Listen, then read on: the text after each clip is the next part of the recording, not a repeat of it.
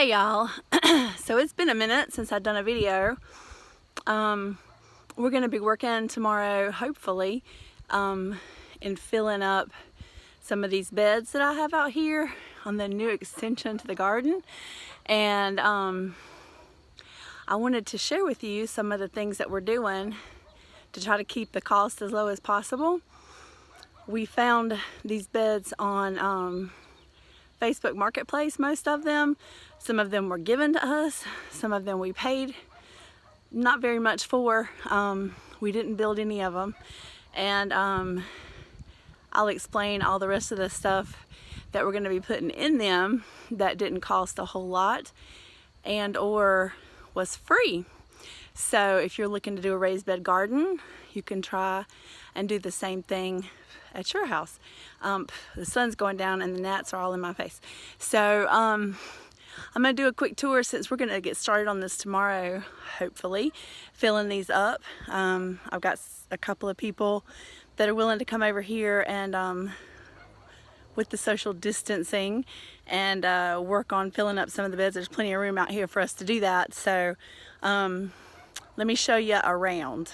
This is a compost pile that we got from the city, and they were selling it for truckloads for $5 and big truckloads for $15, I believe.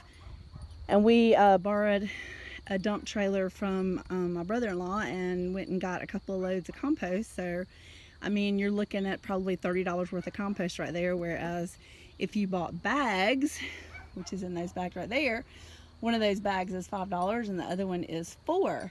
So you're looking at $10 there, and you're looking at $30 there. So the only thing is with this compost, I'm pretty sure it's probably about a year old, and with compost, if it's not broken down enough, it can burn your plants. So I'm going to kind of put that in the bottom of the bed because I'm not real sure. I don't want it to burn my plants, but it will help to fill up the bed. So that'll be cool. And so these are the beds here that we got from someone. I can't remember their names, but they follow me on Instagram, and I had purchased a couple, well, probably 2 or 3 from them, but they weren't very expensive. I can't remember, maybe $5 or $10 a piece he was asking for them. They're old boxes that were used in moving or shipping plane parts, airplane parts. So we're going to repurpose them and use them as raised beds. And since they're so deep, I really needed an inexpensive way to be able to fill them up. And they came with lids too, so I've got the lids over here on the ground right now. I don't know if I'm going to leave them there or if I'm going to use them for something else, but for now they're killing the grass around here, so they're serving a purpose. And then those raised beds in the middle over here. I hear you, Ivar.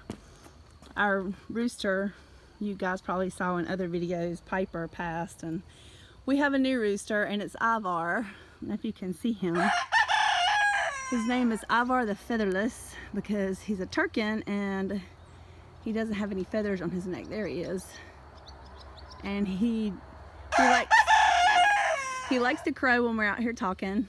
He also likes to peck at our feet and attack us when we go into the coop. So I always trick him and give him treats and then go in there and check for eggs. So, but so far no casualties. But hopefully he will realize that we are not going to hurt him. We haven't had him very long. A neighbor gave him to us when she found out that our rooster had passed. But anyway, enough about our rooster. So these beds right here in the middle, I bought off of Facebook Marketplace as well. A guy was getting ready to move, and he needed to get rid of his garden really fast, and so I had to get some help to go over there and pull these up out of the ground and bring them over here. Luckily, my nephews and my brother-in-law helped us out with that, and a good friend.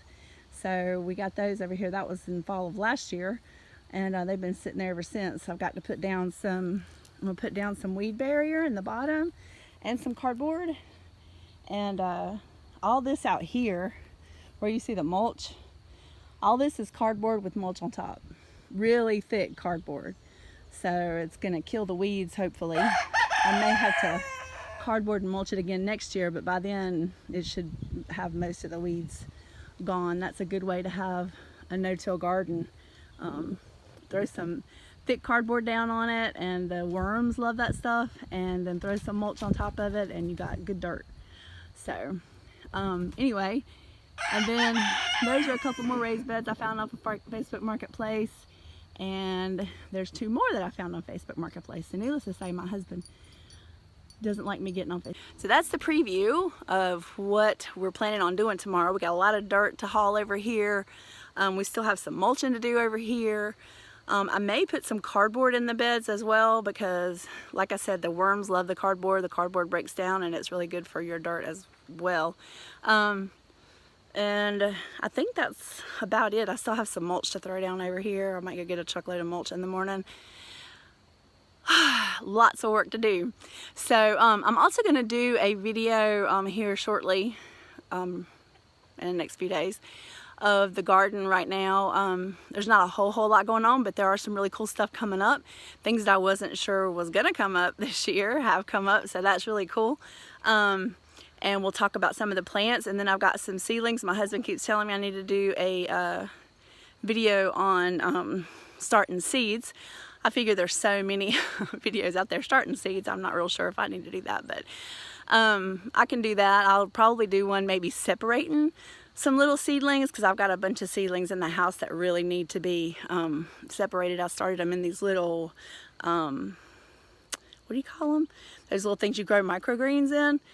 I just kind of threw them in there and threw some dirt in there, and they've come up really well, and they're so tiny, but the roots are like all in the bottom, so they really need to be separated.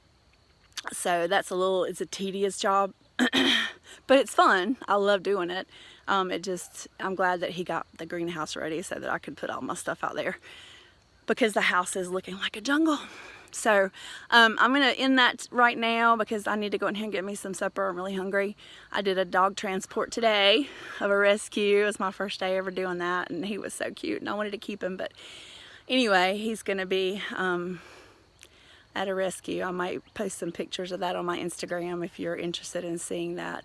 And if you see this right here, I was loading cardboard in my car. It's been a couple of weeks now, I think.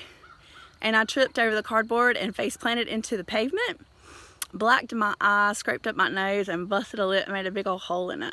So I was not looking pretty there for a while, which, you know, not saying I look pretty now, but that was a little rough looking. And my eye was all black. I looked like something out of a horror movie. But I'm all healed up now. I used my medicinal salve that I need to make some more of. I'm probably going to put that on the website to sell, because it's some great stuff. And it's healed up really well. So, okay, I'm going to end now, and we're going to talk more tomorrow when we're out here working. Hello, it's the next day, and I am out here by myself working. It's supposed to rain around lunchtime or so, and my guys didn't show up. One had to work, and the other one I have not heard from. I may have worked him too hard last weekend. So I have a girl that's going to come over, and she wants to learn about all this, so she's going to come over and help me for a little bit. And I just wanted to show you guys what I've done so far. The dirt pile. See, I've dug a little bit out of it there. It seems kind of sandy. I'm not sure that this is like the best quality dirt, but on a budget, it'll do. It feels, yeah, kind of sandy, and it's got some rocks in it and some chunks. But anyway, we filled this up. I've also layered the beds, which I'll show you guys in a minute, and we're going to take this dirt over there. I'm scared to fill it up anymore because I've got a ways to pull this thing, and I don't want to wear myself out on the first one. So let's go over here and look at the beds. Okay, so we finally got the thing of dirt over here. That was heavy, and I needed a truck and 2 assistants to get it over here, and my husband's gonna go hook up the little tractor and see if I can use that a little bit better. So as you can see, I put down weed barrier here, and then I put some cardboard and some papers on top of that, because the worms love that stuff, and plus it helps with the weeds. So that's why we have that in there. So we're getting ready to dump this dirt into here and go get some more. Okay, so we got it filled up with the dirt. Now what we're gonna do is add in some the black cow manure And I'm probably going to use this coconut core stuff that I've got in that bucket instead of peat. We're just going to try that. This is my first time using this stuff, so I'm not sure. So it'll help it retain some water, and then we'll be done with this one bed, which it's been raining on and off out here, and I'm cold and I'm wet, so we are probably going to wrap up for today for right now.